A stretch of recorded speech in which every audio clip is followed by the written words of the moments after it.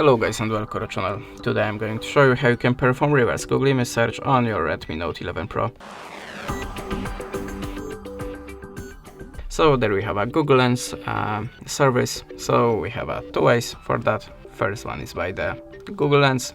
The second one is by the web browser. I'm gonna show you the first method now. We have to open the Google Photos.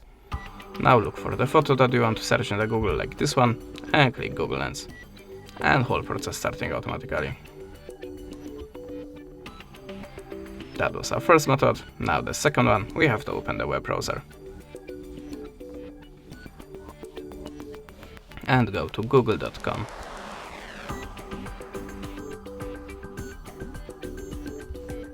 Now it's very important and necessary step. Remember to switch your web browser to the desktop side. Now tap on the camera icon and choose upload a file. Allow a permission and choose the photo like before.